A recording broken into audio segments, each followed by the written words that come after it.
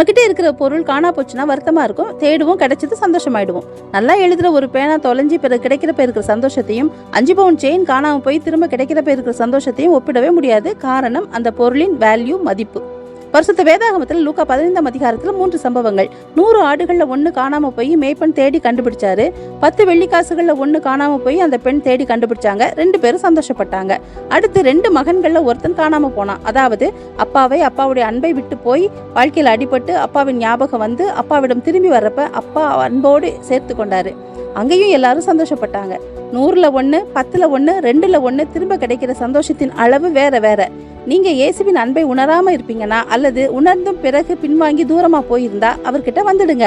அவர் சந்தோஷத்துக்காக மட்டும் இல்ல, உங்க சந்தோஷத்துக்காக, உங்க சமாதானத்துக்காக, உங்க நித்திய ஜீவனுக்காக.